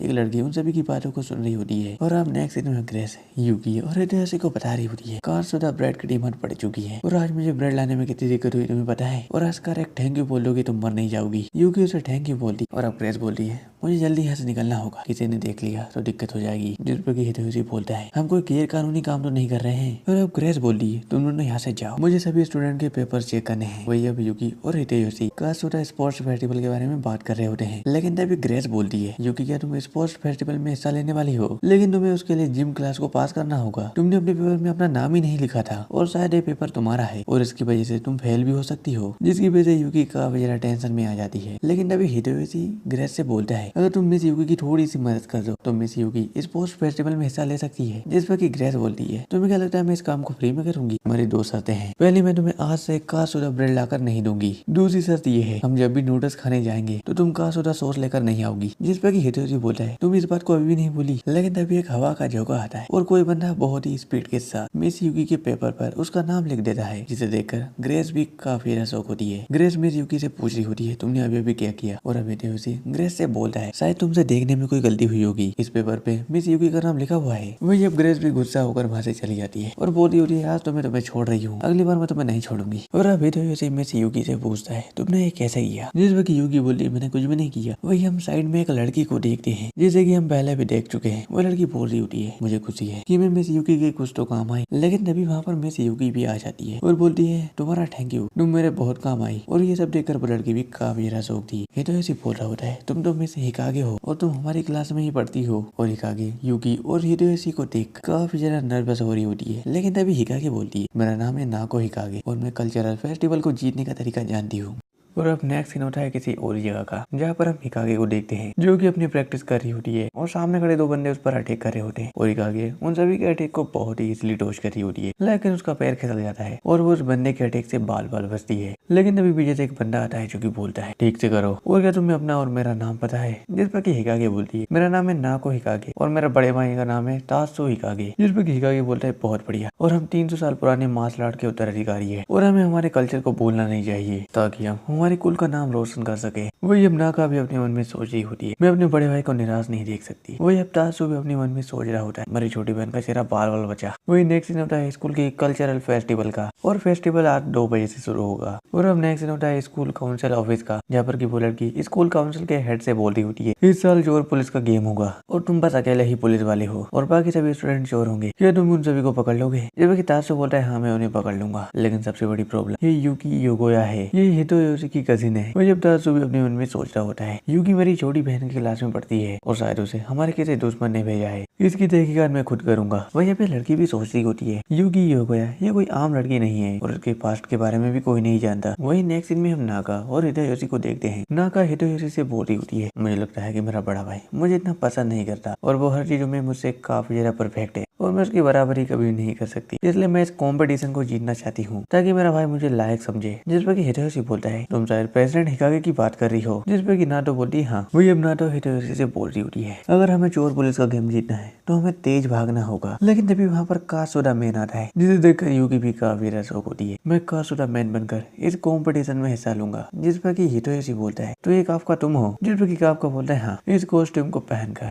मैं प्रेसिडेंट हिकागे के छक्के छुड़ा दूंगा। वही अब नाका भी सभी को बता रही होती है मैं मेरे भाई की बराबरी तो नहीं कर सकती, लेकिन मैं भागने में बहुत ही ज्यादा तेज हूँ। और अब हिदेयोशी बोलता है अगर तुम कंपटीशन से पहले ही हार मान लोगी तो तुम्हारा हारना तय है। जिस पर कि यूकी बोलती चिंता मत करो हम सभी मिलकर प्रेसिडेंट हिकागी को धूल चढ़ा देंगे। वही अब हमें बाहर का सीन दिखाई देता है जहाँ पर प्रेसिडेंट हिकागी इन सभी की बातों को सुन रहा होता है और वो काफी ज्यादा गुस्से में होता है। हिकागी बोल रहा होता है यूकी तुम्हारी हिम्मत कैसे हुई मेरी छोटी बहन को मेरे खिलाफ भड़काने की, तुम्हें इसका नतीजा भुगतना होगा। और अब नेक्स्ट में देखते हैं वो सभी लोग लंच कर रहे होते हैं और हिदेयोशी काफका से पूछता है क्या तुम कासुदा मैन बनकर इस कंपटीशन में हिस्सा लोगे? जिस पर कि काफका बोलता है हाँ ये फेस्टिवल कासुदा के ऊपर से बनाया जाता है और अगर मैं कासुदा मैन बनकर इस फेस्टिवल में हिस्सा लूंगा तो मैं टीवी पर छा जाऊंगा। और अब हिदेयोशी अपने मन में सोच रहा होता है ये तो बिल्कुल ही बकवास प्लान है। लेकिन तभी हिदेयोशी सोचता है फेस्टिवल में तो टीवी वाले भी आने वाले हैं तो इसका मतलब मिस यूकी भी टीवी पर आएगी और मुझे कुछ करना होगा। लेकिन तभी वहाँ पर हिदेयोशी की बहन भी आ जाती है और वो बोलती मैं तुम्हें काफी टाइम से ढूंढ रही थी और तुम लोग यहाँ पर हो। और वो लोग आपस में बातचीत कर रहे होते हैं। वही अब नाको यूकी से बोलती है कि तुम मुझसे दोस्ती करना चाहोगी, और वो काफी ज्यादा नर्वस भी हो रही है। वही अपना को यूकी को ये भी बताती है मेरा स्कूल में कोई दोस्त नहीं है, इसलिए मैं चाहती हूँ कि तुम मुझसे दोस्ती करो और मैं तुम पर कोई प्रेशर नहीं डाल रही, अगर तुम्हारा मन हो तो। जिसमें कि यूकी बोलती है हाँ मुझे मंजूर है। और अभी तो ऐसे यूकी और नाका से पूछता है कि तुम दोनों मेरे साथ फेस्टिवल को देखने के लिए चलना चाहोगी, जिसमें कि यूकी हाँ बोलती है, लेकिन नाका मना कर देती है और बोलती है मुझे कुछ काम है, और नाका वहाँ से भागते हुए चली जाती है। नाका अपने मन में सोच रही होती है फाइनली मैंने मिस यूकी से दोस्ती कर ली, और नाका काफी ज्यादा खुश होती है। नाका ये भी बोल रही होती है लेकिन मुझे मिस यूकी से अपनी असली पहचान को छिपाना होगा, और नाका छत पे से नीचे कूद जाती है। वो सोच रही होती है कि मुझे किसी भी हाल में इस कंपटीशन को जीतना होगा, और मुझे मिस यूकी को दिखाना है कि मैं कितनी काबिल हूँ। और नाका स्कूल काउंसिल के ऑफिस के रूम के पास आ जाती है, और नाका उन सभी की बातों को सुन रही होती है। और अब दोपहर के 2 भी बज जाते हैं, और फाइनली चोर पुलिस का गेम भी स्टार्ट होने वाला था। उन्हें भी लड़की बोल रही होती है आज की हमारी स्पेशल गेस्ट है नास्का, और नास्का को देखकर सभी लोग पागल से हो जाते हैं क्योंकि वो थी इतनी सुंदर। और अभी लड़की सभी लोगों को गेम के रूल्स बता रही होती है। अगर स्कूल काउंसिल प्रेसिडेंट हिकागे सभी चोरों को टाइम से पहले जेल में डाल देते हैं तो वो जीत जाएंगे, और अगर एक भी चोर बाहर रहता है तो वो अपने सभी साथियों को आजाद कर सकता है। और अब नास्का सभी को एक और रूल बताती है, सभी लोगों को वही कॉस्ट्यूम पहनना होगा जो कि उन्होंने क्लास में पहना था। वही अब नाका भी ये सब सोचकर काफी ज्यादा शौक होती है। नाका बोल रही होती है अगर ये सब मुझे पहले पता होता तो मैं अपनी तैयारी कर लेती। और अब हमें कुछ पास्ट का सीन दिखाई देता है जहाँ पर हिदेयोशी ने यूकी को एक बीस्ट कॉस्ट्यूम दिया था। हिदेयोशी यूकी से बोल रहा होता है मैं चाहता हूँ कि तुम्हारा चेहरा टीवी पर ना आए, नहीं तो ग्रेस जैसे एक और किलर तुम्हारे पीछे पड़ जाएगी। और अब नास्का सभी लोगों को बताती है कि टाइम लिमिट 15 मिनट की होगी, और देखते हैं कौन जीतेगा। वही हम प्रेसिडेंट हिकागी को देखते हैं जो कि अपनी सिस्टर को देखकर काफी ज्यादा खुश होते हैं, लेकिन नाका उसे इग्नोर कर देती है, जिस पर कि हिकागी काफी ज्यादा शौक होता है। और वो वहाँ पर यूकी को भी देखता है। प्रेसिडेंट सोच रहा होता है तो अच्छा ये सब यूकी ने किया है, मैं उसे नहीं छोड़ूंगा। और अब मैच की शुरुआत हो जाती है। प्रेसिडेंट काफी ज्यादा गुस्से में होता है और वो सभी लोगों को उठा उठा कर जेल में फेंक रहा होता है। वही सभी लोग भी इसे देखकर काफी ज्यादा शौक थे। वही वो लड़की भी चिल्लाकर बोलती होती बस 3 मिनट हुए हैं और 3 लोग ही बचे हैं। वही प्रेसिडेंट उस कारसोदा मैन को भी उठाकर अपनी जेल में फेंक देता है, और वो यूकी के ऊपर भी अटैक कर देता है। वही अब नाका भी कुछ सोच रही होती है कि मुझे कुछ करना होगा, लेकिन तभी नाका कुछ करती है और वहाँ पर धुआं ही धुआं हो जाता है। वही हम प्रेसिडेंट के हाथों में यूकी की जगह पर नाका को देखते हैं, और प्रेसिडेंट नाका को जेल में फेंक देता है। लेकिन प्रेसिडेंट को बाद में पता चलता है कि उसने यूकी की जगह अपनी छोटी बहन को फेंक दिया है, और इसे देखकर प्रेसिडेंट भी काफी ज्यादा शौक था। वही अब यूकी अपनी पास्ट की चीजों को याद करी होती है, जो पर यूकी ने हिदेयोशी से पूछा था वैसे दोस्ती का मतलब क्या होता है, जिस पर हिदेयोशी ने यूकी को बताया था जो लोग बुरे वक्त में एक दूसरे का साथ देते हैं वही असली दोस्त होते हैं। वही अब सीन प्रेजेंट में आता है। तात्सु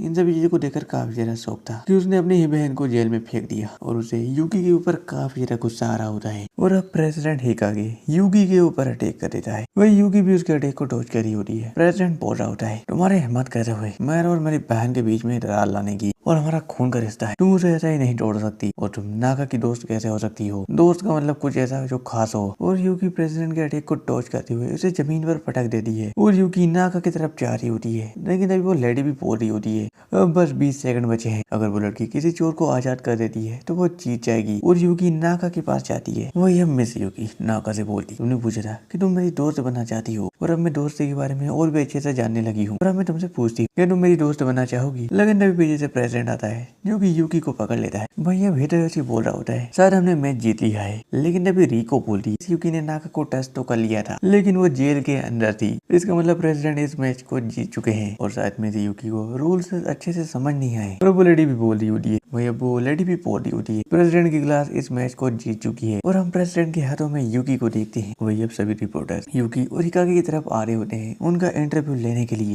वही अब हिदेयोशी भी सोच रहा होता है अगर इसी हालत में यूकी का इंटरव्यू लिया गया ये तो अच्छा नहीं होगा। और नाका भी पूरी होती है मुझे मिस यूकी की हेल्प करनी होगी, और नाका वहाँ पर दोबारा से धुआं ही धुआं कर देती है। और हम देखते हैं यूकी की जगह पर काफका आ जाता है, और हिदेयोशी भी वहाँ पर पहुंच जाता है यूकी को ढूंढते हुए। लेकिन अभी नाका उसे बताती है कि यूकी कारसोदा मैन है, और वो लोग यूकी को वहाँ से लेकर चले जाते हैं। वही नेक्स्ट सीन में हम यूकी नाका हिदेयोशी और रिको को देखते हैं, और यूकी और नाका के बीच में एक अच्छी दोस्ती हो जाती है। लेकिन तभी वहाँ पर उसका भाई आ जाता है जो कि बोल रहा होता है नाका अब तुम थक गई होगी तो घर चलो। और ये भिका के यूकी से बोलता है जितना हो सके मेरी बहन से दूर रहो, और आज तो मैं तुम्हें छोड़ रहा हूँ लेकिन अगली बार मैं तुम्हें डील नहीं दूंगा। और वो लोग वहाँ से चले जाते हैं। और अब नेक्स्ट दिन होता है अगले दिन का। हम हिदेयोशी के घर में देखते हैं जहाँ पर नाका अपने निंजा स्टार से पेड़ पर निशाना लगा रही होती है। हिदेयोशी ये भी बोलता है मुझे पता नहीं था कि तुम्हारा निशाना इतना अच्छा है, और मैंने सोचा नहीं था कि निंजा भी इतने कूल होते हैं। वही अब नाका भी बोल रही होती मेरे भाई के मुकाबले मैं कुछ भी नहीं हूँ, और मैं भी ये फालतू की ट्रेनिंग नहीं करना चाहती, मेरा मन है कि मैं एक नॉर्मल से जिंदगी जीऊँ। लेकिन अभी यूकी वहाँ पर आ रही है और बोलती है मैं तुम्हारी फीलिंग को समझ सकती सकती हूँ, हम दोनों एक ही जैसे हैं और वैसे मैं भी चाकू फेंकने में माहिर हूँ। यूकी नाका से बोली, मैं अपनी पुरानी लाइफ के बारे में तुम्हें कुछ बता सकती हूँ। इस पर नाका बोलती, हाँ मैं जानना चाहती हूँ। लेकिन तभी हमें वहाँ पर ग्रेस की आवाज आती है जो कि हिडेयोशी से बोल रही होती है, तुम तो खूबसूरत लड़कियों के बीच में काफी ज्यादा मजे कर रहे हो। जिस पर हिडेयोशी बोलता है, तुम गलत समझ रही हो, ऐसा कुछ भी नहीं है। और हम देखते हैं मिजुकी पेड़ पर निशाना लगा रही होती है। इधर हम ग्रेस को देखते हैं जिसने हिडेयोशी को अपनी चेस्ट से चिपका रखा होता है। वो जब ग्रेस भी बोल रही होती है, तुम चाहो तो पूरे मजे ले सकते हो। लेकिन तभी यूकी का नाइफ आता है और वो ग्रेस के लॉलीपॉप को तोड़ते हुए दीवार में जाकर लगता है। ग्रेस और हिडेयोशी इसे देखकर काफी ज्यादा शौक थे। वही अब यूकी भी बोल रही होती है, मैं तो पेड़ पर निशाना लगा रही थी, मुझसे गलती से चाकू छूट गया। जिस पर ग्रेस चिल्लाते हुए बोलती, झूठ मत बोलो, मुझे पता है कि तुम्हारा निशाना कभी भी नहीं चूकता और मुझे टारगेट करना बंद करो। मैं तुम्हारे लिए तुम्हारी छोटी बहन को ढूंढने का काम कर रही हूँ और तुम मुझे ही टारगेट कर रही हो। और अब यूकी हिडेयोशी से बोलती है, मुझे माफ करना, मैंने आपको डरा दिया। और अब नाका ग्रेस को बता रही होती है, मेरा नाम है नाका हिकागे। जिस पर ग्रेस बोलती है, अच्छा तुम हिकागे खानदान की सबसे छोटी वारिस हो। जिस पर नाका बोलती है, क्या तुम मुझे जानती हो। जिस पर ग्रेस बोलती है, जानकारी रखना मेरा काम है और मुझे पता है कि यूकी के पेपर पर तुमने ही यूकी का नाम लिखा था। वो ये हिडेयोशी ग्रेस से पूछता है, वैसे तुम यहाँ पर क्यों आई हो। जिस पर ग्रेस बोलती है, मैं अपनी जरूरी काम के लिए चाइना जा रही हूँ और जाने से पहले मैं यूकी की बहन के बारे में कुछ जानकारी लेना चाहती थी। यूकी का तुम अपनी बहन के बारे में कुछ जानती हो। जिस पर यूकी बोलती, मैं चाइना में अपने मास्टर के अलावा किसी को नहीं जानती। जिस पर ग्रेस बोलती है, इतना काफी है। वही ग्रेस जाते जाते बोल रही होती है, हिडेयोशी अपनी तितलियों के साथ मजे करना। जिस पर हिडेयोशी बोलता है, तुम क्या ये अनाप शनाप बोलती रहती हो। और नाका भी ये सब सुनकर काफी ज्यादा शौक होती है। नाका हिडेयोशी से बोलती, क्या तुम दोनों रिलेशनशिप में हो। जिस पर हिडेयोशी उसे मना कर देता है। और अब नाका बोलती है, देखने में तुम दोनों एक परफेक्ट कपल लगती हो। लेकिन इन दोनों की बात सुनकर यूकी को तो कुछ भी समझ नहीं आ रहा होता है। लेकिन तभी वहाँ पर बर्फ गिरना शुरू हो जाती है। वही नई सीन होता है अगले दिन का, जहाँ पर वो जगह बर्फ से गिर जाती है और अब हिडेयोशी बर्फ से एक स्नोमैन बनाता है और यूकी भी एक स्नोमैन बनाती है। लेकिन यूकी का स्नोमैन कुछ अच्छा नहीं दिख रहा होता है। लेकिन तभी वो उन दोनों के स्नोमैन को तोड़ देता है और यूकी इसे देखकर काफी ज्यादा घबरा जाती है। यूकी हिडेयोशी से बोल रही होती है, क्या मेरे स्नोमैन को दोबारा से जिंदा किया जा सकता है। जिसमें हिडेयोशी बोलता है, नहीं। लेकिन अभी हिडेयोशी का एक कॉल आता है और वो फोन पर बातचीत कर रहा होता है। और अब हिडेयोशी यूकी से बोलता है, मुझे रिको के घर जाना होगा कुछ काम से। वही अब नेक्स्ट में हिडेयोशी रिको के घर से वापस आ रहा होता है। हिडेयोशी सोच रहा होता है काफी ज्यादा ठंड है और यूकी ने मुझसे कहा था कि वो मुझे घर के रास्ते पर मिलेगी। लेकिन तभी हिडेयोशी अपने सामने देखता है जहाँ पर काफी ज्यादा भीड़ लगी होती है। हिडेयोशी वहाँ जाकर देखता है, वहाँ पर मिस यूकी खड़ी होती है और मिस यूकी इस आउटफिट में काफी ज्यादा अच्छी लग रही होती है। और अब हिडेयोशी यूकी से पूछता है, वैसे तुमने ये कपड़े क्यों पहने हैं, हालांकि तुम इनमें अच्छी तो लग रही हो। लेकिन तभी यूकी हिडेयोशी को एक स्कार्फ पहना देती है और बोलती है, बाहर बहुत ही ज्यादा ठंड है, इसलिए मैं आपके लिए ये लेकर आई हूँ। और यूकी हिडेयोशी के हाथों को पकड़ लेती है। हिडेयोशी बोल रहा होता है, और तुम ये सब करोगे तो लोग गलत समझेंगे। जिस पर यूकी बोलती है, समझते हैं तो समझने दो, और मैं बहुत टाइम से नोटिस कर रही हूँ आप बहुत ज्यादा परेशान से हो। और आपके जाने के बाद मुझे रिको का कॉल आया था और उसने मुझे बताया था कि आप किसी चीज को लेकर टेंशन में हो और क्या आप मेरे साथ डेट पर चलना चाहोगे। जिस पर हिडेयोशी काफी ज्यादा शौक होता है और यूकी हिडेयोशी को ये भी बताती है, मुझे ये सब करने के लिए रिको ने कहा था, जैसे कि आपका मूड भी ठीक हो जाएगा। और अब हिडेयोशी भी हाँ कर देता है। लेकिन भाई हमें तो पता है यूकी को डेट का मतलब ही नहीं पता है और दोनों आराम से मार्केट में घूम रहे होते हैं। लेकिन अभी हिडेयोशी बोलता है, स्नो गिर रही है और बर्फ गिरने से यहाँ की लाइट ब्लर हो जाती है और यहाँ का नजारा बहुत ही अच्छा होता है और मुझे स्नो काफी ज्यादा पसंद है। इस पर यूकी हंसने लगती है और बोलती है, यूकी बोलती है, मुझे ये सब सुनकर खुशी हुई कि आप मुझे पसंद करते हो। आप ये स्नो के जरिए मुझे बोल रहे थे और मुझे ये सब सुनकर अच्छा लगा। मुझे हिडेयोशी भी ये सब देखकर काफी ज्यादा शौक था। और अब नेक्स्ट में रिको और मिस यूकी आपस में बातचीत कर रहे होते हैं और रिको मिस यूकी को बता रही होती है कि ये कपड़े तुम्हें क्रिसमस पर पहनने हैं और तुम्हें मेरे बड़े भाई के लिए अच्छे से तैयार होना है। जिस पर यूकी बोलती है, ठीक है। वही नेक्स्ट में हम देखते हैं रिको और हिडेयोशी को। वही अब हिडेयोशी रिको से पूछ रहा है, क्या तुम्हें लगता है कि मिस यूकी किसी के लिए रोमांटिक फीलिंग रखती होगी। और मैं तो इस चीज पर विश्वास ही नहीं कर सकता। लेकिन अब रिको बोलती है, इस चीज का पता लगाने के लिए मेरे पास एक तरीका है। और रिको अपने मोबाइल फोन को निकालती है और बोलती है, मैं तुमसे जो भी सवाल पूछूंगी उसका सही जवाब लेना, ऐसे हमें पता चल जाएगा कि मिस यूकी तुम्हें पसंद करती है या फिर नहीं। और हिडेयोशी बोलता है, ये तो बकवास चीजें हैं। लेकिन अभी रिको बोलती है, ट्राई करने में हमारा क्या जाता है। और अब रिको हिडेयोशी से सवाल पूछने लगती है और हिडेयोशी सभी सवाल के हाँ में जवाब देता है। लेकिन हिडेयोशी आखिरी सवाल को हाँ की जगह मना कर देता है। और अब रिको उसे रिजल्ट बताती है कि 96% चांस है कि मिस यूकी आपको पसंद करती है। हिडेयोशी भी ये सब देखकर काफी ज्यादा शौक था। और अब रिको यूकी से वही सवाल पूछना स्टार्ट कर देती है और यूकी सभी सवालों के हाँ में हाँ जवाब दे रही होती है। और हिडेयोशी की ये सब सुनकर हालत ही खराब हो जाती है। और रिको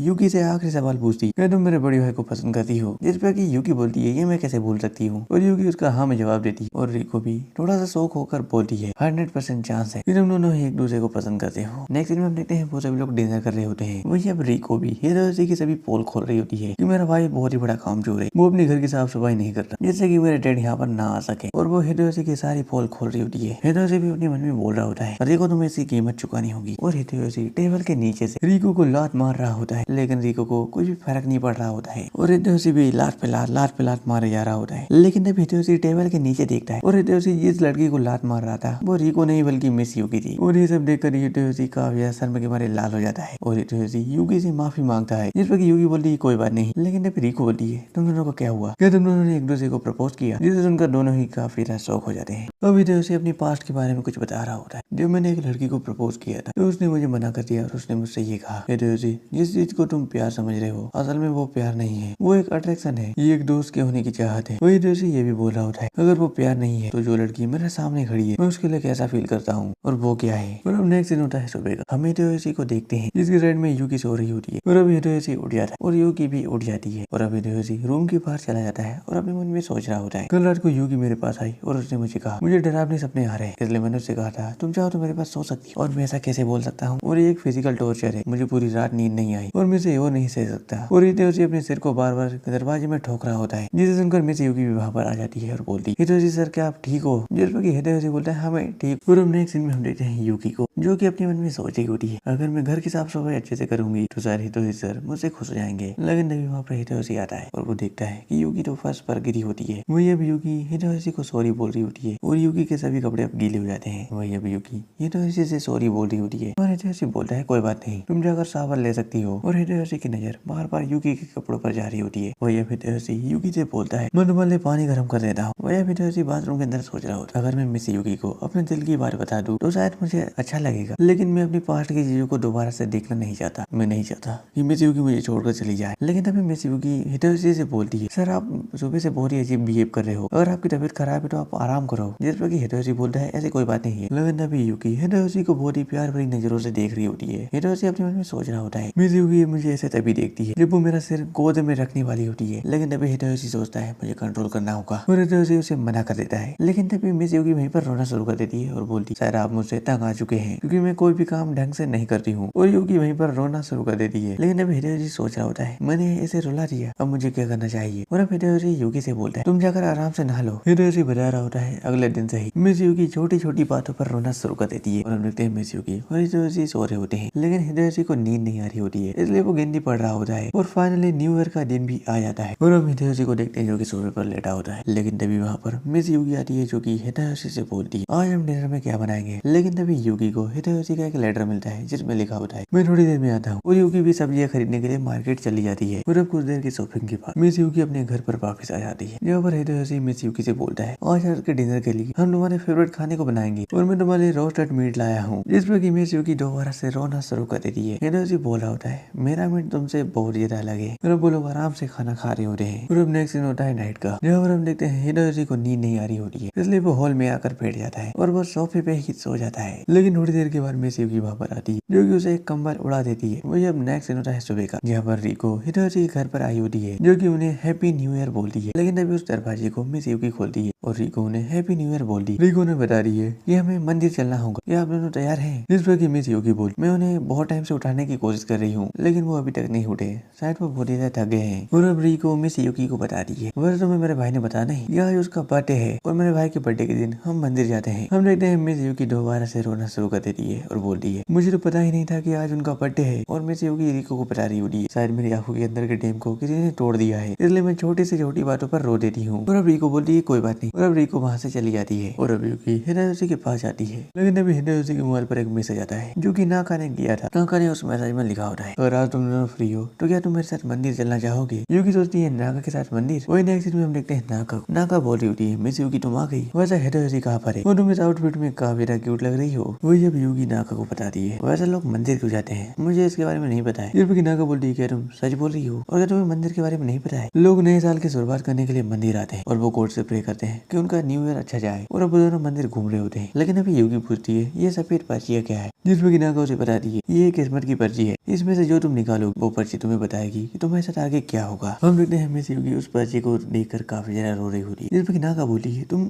रो क्यों रही हो। और अब मिस युकी नाका को बता रही होती है इस पर्ची में लिखा है कि मैं जिस चीज को पसंद करती हूँ वो मुझसे दूर चली जाएगी। वही नेक्स्ट सीन में हम उन दोनों को एक जगह पर बैठे हुए देखते हैं। युकी रोते हुए नाका को बता रही होती है क्या हिदेयोशी सर मुझसे दूर दूर चले जाएंगे और मैं बहुत टाइम से उनके बिहेवियर को देख रही हूँ, वो मेरे साथ कुछ अलग ही बिहेव कर रहे हैं। और क्या हिडेयोशी सर मुझे जल्दी यहाँ से जाने के लिए कह देंगे और क्या मैं अब हिडेयोशी सर के साथ कभी भी नहीं रह पाऊंगी। और यूकी ये सब चीजें सोचकर काफी ज्यादा रो रही होती है। वो अब नाका भी बोल रही होती है चिंता मत करो, ऐसा कुछ भी नहीं होगा। और अब नेक्स्ट सीन में मिस यूकी और नाका आराम से मंदिर में प्रे कर रहे होते हैं और हम देखते हैं हिडेयोशी को जो कि अभी भी आराम से सो रहा होता है। उसकी मोबाइल पर उसके फादर का कॉल आ रहा होता है, लेकिन हिडेयोशी आराम से सो रहा होता है इसलिए वो उसे रिसीव नहीं करता। और अब नाका बोल रही होती है क्या आज हिडेयोशी का बर्थडे है और तुम उसे क्या गिफ्ट देने वाली हो। जिस पर कि यूकी बोलती है इसके बारे में तो मैंने सोचा ही नहीं, क्या मैं उसे कार सोडा सैंडविच गिफ्ट दूं। जिस पर कि नाका बोल दी हम इसे बर्थडे पर गिफ्ट नहीं दे सकते, क्या तुम्हें याद है कि उसे क्या पसंद है। जिस पर कि यूकी बोल रही होती है हाँ उन्हें गेमिंग टॉयज पसंद है। और अब नेक्स्ट सीन हो रहा है एक मॉल का, यहाँ पर यूकी बोल रही होती है ये वाला टॉय मैंने हिडेयोशी सर के पास पहले भी देखा है और इसे निकालने के लिए क्या करना होगा। जिस पर कि नाका बोल दी तुम्हें तब तक ट्राई करना होगा जब तक कि ये बाहर नहीं निकल जाता। लेकिन यूकी की बहुत कोशिश के बाद वो टॉय बाहर नहीं निकल रहा होता है और यूकी वहीं पर रोना शुरू कर देती है। यूकी बोल रही होती है मैं हिडेयोशी सर को उनके पसंद का गिफ्ट भी नहीं दे सकती। और एक बंदा ये सब चीजें सुन लेता है और वो बंदा यूकी के पास आता है और बोलता है सुनो मिस तुम्हें इस टॉय को निकालने के लिए फोकस करना होगा और तुम्हें एक मंत्र बोलना होगा करो या फिर मरो। और तुम्हें बिल्कुल एक कातिलाना अंदाज की तरह इस बटन को खींचना होगा। जिस पर कि यूकी भी उस बंदे की बात मानती और यूकी उस बटन को जैसे ही दबाती है वो टॉय यूकी को एक ही बार में मिल जाता है। जिस पर कि नाका भी काफी ज्यादा शौक होती है और अब वो बंदा बोल रहा होता है मुझे खुशी है कि तुम्हें टॉय मिल गया और अगर मेरा बेटा यहाँ पर होता तो मैं उसे भी यही बताता। और अब वो बंदा वहाँ से चला जाता है। वही नेक्स्ट सीन होता है हिडेयोशी के घर का, जहाँ पर रिको हिडेयोशी को उठा रही होती है कि तुम अब तक सो रहे हो, तुमने देखा नहीं काफी टाइम हो चुका है और डैड किसी वक्त यहाँ पर आ सकते हैं। जिस पर कि हिडेयोशी भी थोड़ा सा शौक होता है और बोलता है मैंने अभी तक डैड को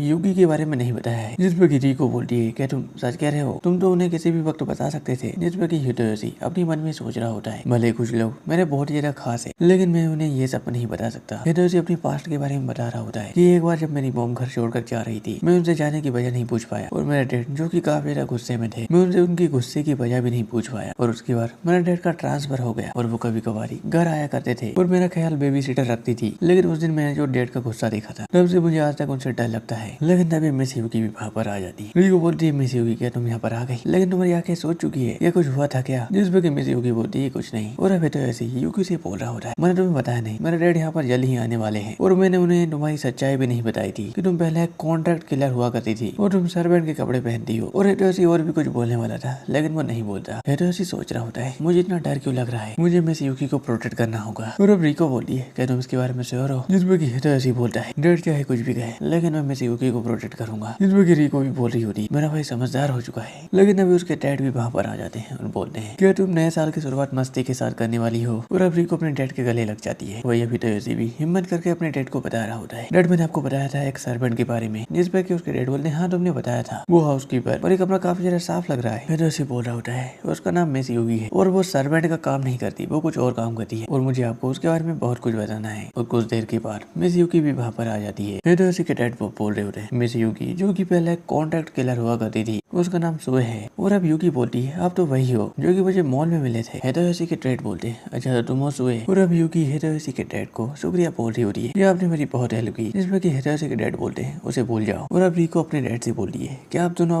एक दूसरे को जानते हो। और अब हिडेयोशी के डैड बोल रहे होते हैं अच्छा तुम मिस हार्म रूम के लिए काम करती थी और वैसे तुम उनसे कब मिली थी। जिसमें कि यूकी बोलती है वो मेरे 3 साल पहले ही गुरु बने थे, मैं 3 सालों से उनके लिए काम कर रही हूँ। हिडेयोशी के डैड बोलते हैं उन्हें मरे हुए आधे साल से भी ज्यादा हो चुका है और मैं उनसे लंदन में मिला था और उन्होंने मुझसे कहा था मेरे मरने के बाद उस लड़की का ख्याल कौन रखेगा, लेकिन मैंने सोचा नहीं था कि तुम इतनी सुंदर होगी। वह हिडेयोशी भी अपने मन में सोच रहा होता है मुझे इन लोगों की बात सुनकर ऐसा लग रहा है कि मैं 2 अनजान व्यक्तियों के बीच में बैठा हूँ। और अब रिको भी अपने डैड से बोल रही होती है आपको पता था कि मिस यूकी एक किलर है और आपने फिर भी उसे यहाँ पर रहने दिया। हिडेयोशी के डैड बोलते हैं उस टाइम पर यूकी के मास्टर जिंदा थे, मैंने उस बात को ज्यादा सीरियस नहीं लिया और वैसे भी तुमने अपनी माँ से वैम्पायर का खून पाया है। जिस पर कि रिको भी काफी ज्यादा खुश हो जाती है और बोलती है कि मैं एक असली वैम्पायर हूँ। जब मैंने पिछली बार हेलोवीन में वैम्पायर ड्रेस पहनी थी तो सभी लोगों ने मुझसे कहा था कि मैं अपने असली रूप में आ गई हूँ। वही हिडेयोशी भी अपने मन में सोच रहा होता है जब मेरे डैड को किसी भी बात को छिपाना होता है या तो वो मजाक करते हैं या फिर चुप रहते हैं। लेकिन अभी हिडेयोशी को कुछ याद आता है कि वो हिंट अब मुझे समझ आया है। और अब हिडेयोशी के डैड बोल रहे होते हैं अब मुझे जाना होगा रिको मैं तुम्हें घर छोड़ देता हूँ। जिस पर कि रिको बोलती है इतनी जल्दी और आज तो बड़े भैया का बर्थडे है। जिस पर कि उसके डैड बोलते हैं हिडेयोशी को बर्थडे बनाना पसंद नहीं है और हिडेयोशी के डैड हिडेयोशी को उसका गिफ्ट देते हैं और बोलते हैं ये तुम्हारी मॉम और मेरी तरफ से है और वैसे मेरी कुछ इंपॉर्टेंट मीटिंग है इसलिए मैं होटल में रुकूंगा। वो यह हिडेयोशी अपने मन में सोच रहा होता है मुझे अपने डैड को बताना होगा। हिडेयोशी के डैड वहाँ से जा रहे होते हैं लेकिन तभी हिडेयोशी अपने डैड से बोलता है क्या मैं मिस यूकी को अपने साथ रख सकता हूँ। जिस पर कि उसके डैड बोलते हैं तुम कहना क्या चाहते हो। जिस पर कि हिडेयोशी बोलता है मैं चाहता हूँ कि मिसयुकी मेरे साथ रहे। जिस पर उसके डैड बोलते हैं अब तुम बड़े हो चुके हो, तुम जो चाहो वो कर सकते हो, तुम्हारी मॉम को मैं समझा दूंगा। और उसके डैड वहाँ से चले जाते हैं। और अब हितोयोशी अपने मन में सोच रहा होता है मैं पहली बार अपने डैड को अपने दिल की बात बता पाया और क्या मैं मिसयुकी को प्रोटेक्ट करने में कामयाब रहा। यूकी भी हितोयोशी से कुछ बोलने वाली होती है, लेकिन तभी हितोयोशी के मोबाइल पर उसके डैड का कॉल आता है। उसके डैड हितोयोशी से बोलते हैं क्या तुम मोबाइल मिसयुकी को दे सकती हो। और अब हितोयोशी के डैड मिसयुकी से बोलते हैं क्या तुम हितोयोशी के साथ खुश हो